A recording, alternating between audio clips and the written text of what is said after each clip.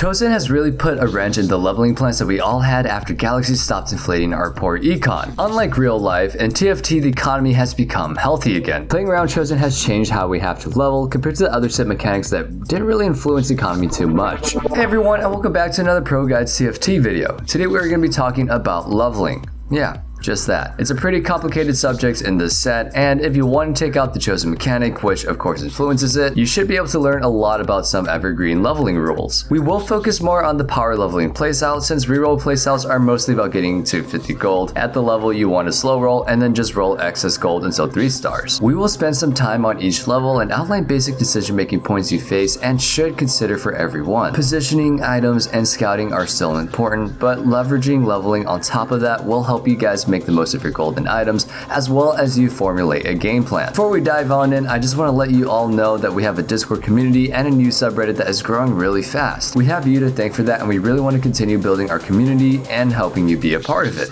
Make sure you check out the link in the description down below. Start of the game. Let's start by outlining the initial steps after you finish your PvE round. You have to think about your game plan really early on, although it's subject to change of course. Coming out at 2-1, you have to think about the following. Look at your board.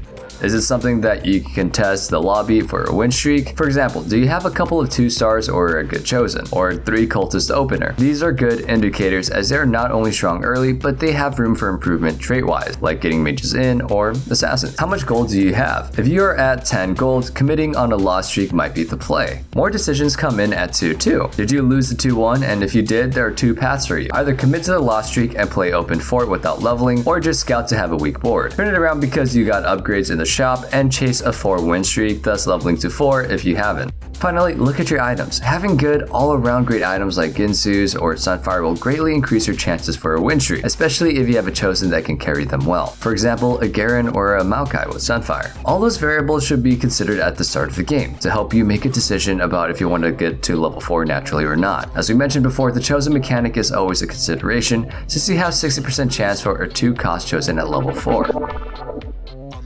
General leveling rules. Before we get into each level, here are some basic rules and intervals about leveling in set 4. You want to be leveled 5 by 2-5, 6 by 3-2 to 3-3, 7 by 3-5 to 4-1, and 8 by 5-1 to 5-3.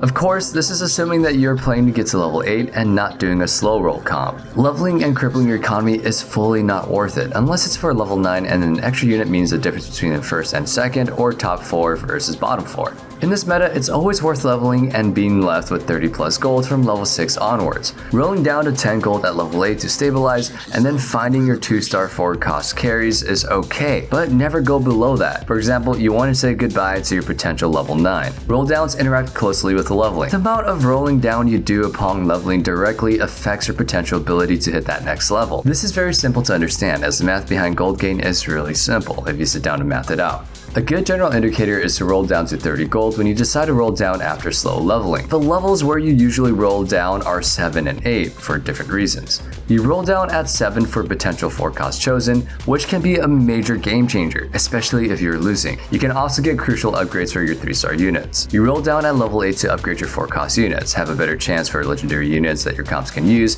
as well as, if you don't have one already, find a 4-cost Chosen that can fit your team comp. These are some basic rules about leveling and rolling, and they're really close interaction. It's all about using your gold effectively and efficiently, really, as well as introducing some stability and reliability to your gameplay, getting those first places and then ranking up like a pro. Specific level breakdowns. Level 4. We went over the variables earlier, so you should already know where we're going with this. Do you want a win streak?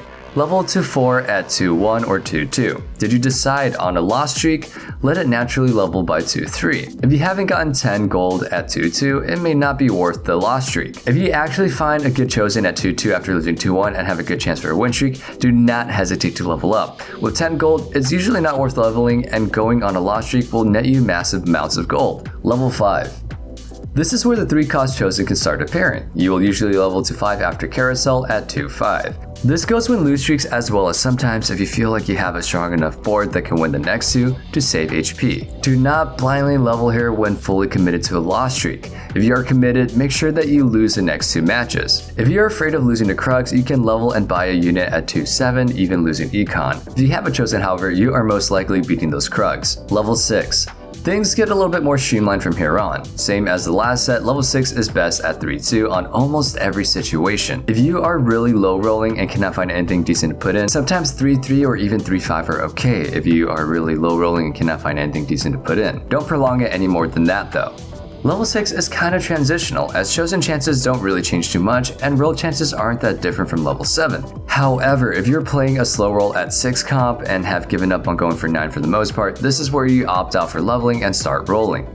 Level 7. This is where things really differentiated the set. Level 7 was nothing really significant last set, but it is a major checkpoint in set 4, often rolling down in. Most of the time, you should get here on 4-1, with anything before that coming off massive win streaks or gold gains from PvE. You now have two options in your game plan. You can either roll down as we said before, or you can slow roll and then have it roll down at level 8 later. This decision is informed by the comp that you're playing, whether you want to change your chosen, as well as your HP and streak situation. If you want to get to 9, the second option is usually better, as you will spike off the quick leveling and synergy additions, and then gather gold for a big push to level 9. Level 8. Most games you'll hit level 8 after Raptors at 5-1. Whether you roll down at that point or not depends on your situation, but you should almost always plan for about 20 gold to roll at level 8 since the chances for strong units are pretty high. If you want to level just to add a synergy that is really important to fill out your comp, for example in 10.21 that could be 6 Divine, then you could go ahead and level to 8 at 4-5 or even 4-6 to preserve HP. Level 8 is a major part of your game plan. Depending on your gold and HP situation, it might be the level that you stay at without going to 9. Level 9.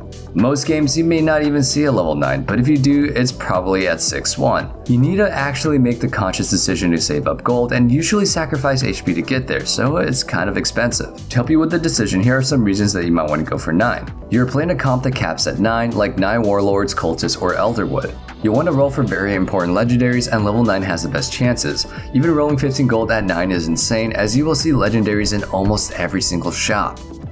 You have low HP, and making a push to 9 might make you lose less and eke out at top 4, or even give you an advantage and win. If any of those things happen in your game, it's usually a good idea to go to 9. You should not try to level when you have way too many 4-cost units not upgraded, or if your comp feels like they were not going to get any significant synergy or a unit upgrade at level 9. Many set 4 comps cap at 8, like Divine, Sharpshooters, and Vanguard Mystic. What we would suggest you do with this guide is use it to make your gameplay more stable. Playing the same way with minor variations might be boring at the very beginning, but as soon as you gain experience, you will be able to note the minute changes and adaptations, as you will now have the confidence performing, adding on to the stuff that we outlined here today. So go on out there and climb that ladder. As always, we love your feedback and continue to bear it in mind while creating our videos. Hit us in the comments with your experience of using the leveling tips that you saw today. See you in the arena, stay safe, stay healthy, and have a wonderful day.